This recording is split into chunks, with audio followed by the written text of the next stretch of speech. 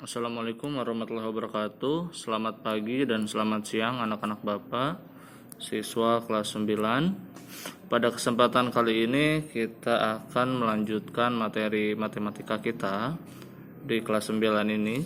Dikarenakan pelajaran bab di matematika di kelas 9 semester 2 hanya ada 2, maka setelahnya kita selesai. Kemarin kita telah pengambilan nilai untuk ulangan bab kesebangunan. Maka pada kesempatan kali ini kita akan melakukan persiapan untuk menghadapi ujian sekolah. Oke, silakan kalian siapkan buku catatannya untuk mencatat soal-soal apa saja yang akan Bapak keluarkan untuk persiapan ujian sekolah nanti. Oke, langsung saja kita mulai materinya hari ini. Dari materi yang pertama kita akan mempelajari mengenai bab perbandingan. Sebagai contoh soal, yang pertama, perbandingan banyak uang Ferry dan Tuti adalah 3:2. Jika jumlah uang mereka adalah 400.000, maka berapakah selisih uang mereka? Maka selisih uang mereka adalah titik-titik. Nah, untuk mengerjakan soal perbandingan seperti ini, maka cara menjawabnya kita menggunakan cara cepat. Cara cepat untuk menghitung perbandingan seperti ini, rumus perbandingannya menggunakan cara perbandingan selisih per perbandingan jumlah dikali dengan total uang. Kita lihat perbandingan selisih dari Ferry dan Tuti adalah 3:2. Kalau diselisihkan berarti dikurangi, 3 dikurangi 2. Perbandingan jumlah artinya perbandingannya kita jumlahkan, 3 ditambah 2. Lalu dikali dengan total uangnya yaitu 400.000.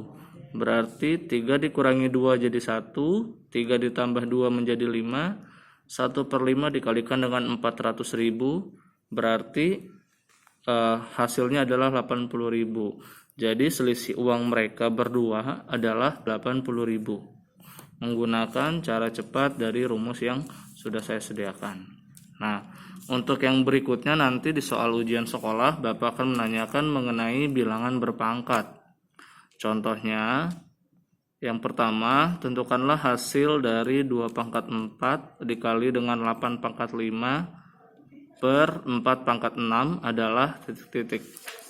Maka cara menjawabnya, langkah yang pertama adalah kita rubah dulu ke bilangan pokok yang paling sederhananya dulu.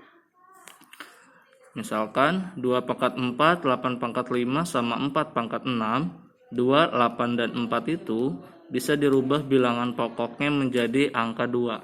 Berarti dia menjadi 2/4 dikali 2/3, 8 itu dirubah menjadi 2/3, dipangkatkan dengan 5 per 2/2 dipangkatkan lagi dengan 6. Lalu kamu ingat konsepnya pada bilangan berpangkat, apabila ada pangkat yang dipangkatkan lagi itu berarti dikali. Berarti 3 dikali 5 nanti menjadi 15, 2 dikali 6 menjadi 12. Berarti dia hitungannya menjadi 2/4 dikali 2/15 per 2/12. Setelah itu kamu sederhanakan, semua bilangan pokoknya sudah sama. Berarti pangkatnya tinggal kamu hitung. Kalau dia dikali berarti pangkatnya ditambah, kalau dia dibagi atau perperan berarti pangkatnya dikurang. Sehingga dia menjadi 2/4 ditambah dengan 15 dikurangi 12, maka hasilnya nanti adalah 2/7. Hasil perhitungan dari 2/7 adalah 128, didapatkan dari 2 kali 2 kali 2 sebanyak 7 kali. Gitu. Nah, lalu di soal yang ketiga, soal yang berikutnya, kita akan mempelajari mengenai akar campuran. Akar campuran itu contohnya seperti ini. Yang pertama, hasil dari akar 32 dikali akar 27 adalah titik-titik. Maka untuk mengerjakan soal seperti ini, cara menjawabnya yang pertama adalah kita harus dicari perkalian bilangan kuadrat untuk masing-masing akar. Di sini ada akar 32 sama akar 37. Kita cari nih perkalian bilangan kuadratnya berapa. 32 itu didapatkan dari 16 dikali 2. 27 itu didapatkan dari 9 dikali 3. Berarti akar dari 16-nya nanti bisa diakarin menjadi 4, akar 2, dan akar dari 9 juga bisa diakarin menjadi 3, akar 3. Gitu ya. Jadi paling penting adalah langkah pertamanya mencari bilangan kuadratnya dulu. Setelah itu, setelah didapat 4 akar 2 dikali 3 akar 3, langkah berikutnya adalah tinggal dikalikan saja. Berarti 4 dikali 3 dia menjadi 12, akar 2 dikalikan dengan akar 3 menjadi akar 6. Jadi angka pokok, angka biasa dikalikan dengan angka biasa, angka akar dikalikan dengan bilangan yang akar.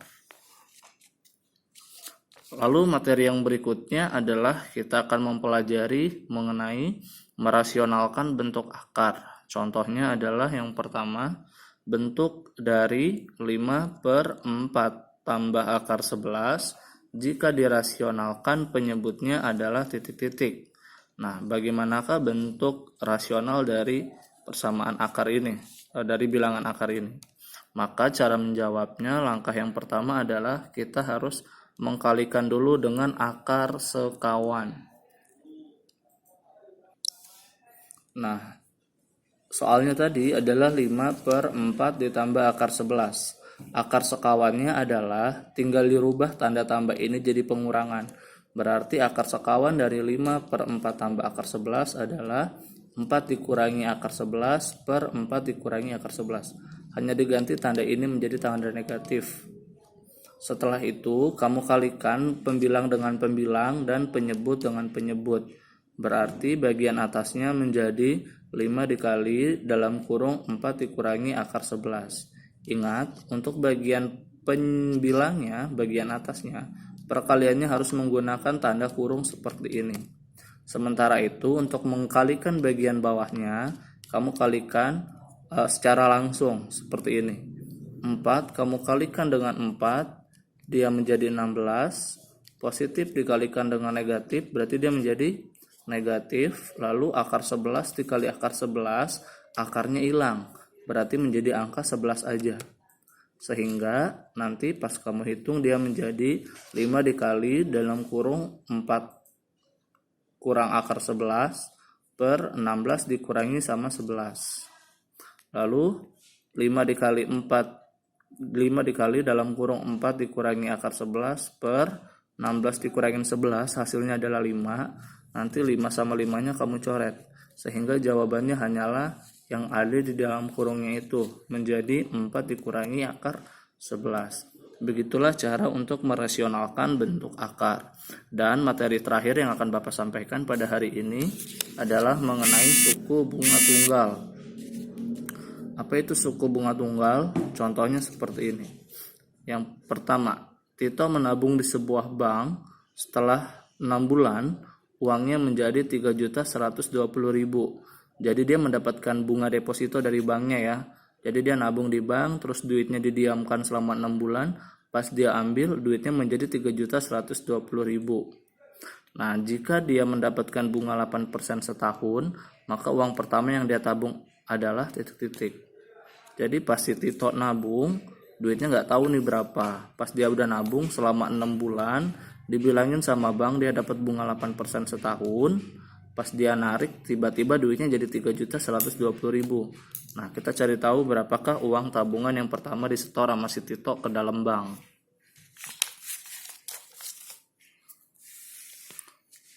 Nah, maka cara menjawabnya adalah dengan cara kita menggunakan sebuah rumus. Rumusnya adalah B sama dengan M kali W kali P. Rumusnya BMWP. B artinya bunga, M artinya modal, W artinya waktu, P artinya persentase bunganya. Nah, rumusnya kan tadi B sama dengan M kali W kali P.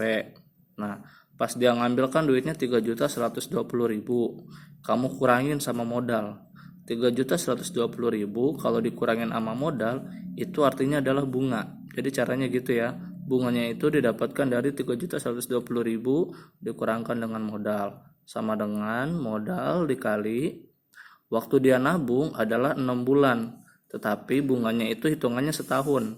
Berarti 6 bulannya dibagi sama 12. Nanti dikali sama persennya. Persentasenya adalah tadi persentase bunga di banknya adalah 8%.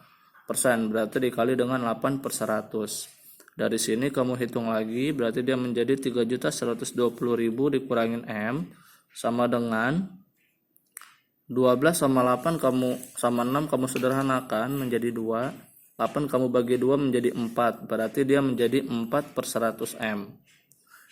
M yang dari depan modalnya itu kamu pindahkan ke ruas belakang, berarti dia menjadi 3.120.000 sama dengan 4 per 100 M ditambahkan dengan M, berarti 3.120.000 sama dengan 4 per 100 modal ditambah 100 per 100 modal. Ini adalah penyamaan penyebutnya dengan yang di depan nih. Setelah itu langkah berikutnya adalah kamu jumlahkan, berarti dia menjadi 3.120.000 adalah 104 per 100 M. Nah, berarti modalnya nanti tinggal kamu balik dari 3.120.000 kamu kali dengan 100 per 104. Ini dibalik ya. Pas dikali dengan pembaliknya, dia menjadi modalnya didapatlah 3 juta rupiah. Jadi modal awal yang ditabung adalah 3 juta rupiah. Oke. Silakan kamu ulangi video ini apabila kamu masih belum paham mengenai materi yang disampaikan. Jangan lupa kamu tanyakan juga di WA apabila kamu kebingungan. Cukup sekian materi untuk hari ini. Jangan lupa kamu lengkapi catatan kamu untuk kegiatan pembelajaran persiapan ujian sekolah nanti. Bapak akhiri pertemuan kita hari ini. Assalamualaikum warahmatullahi wabarakatuh.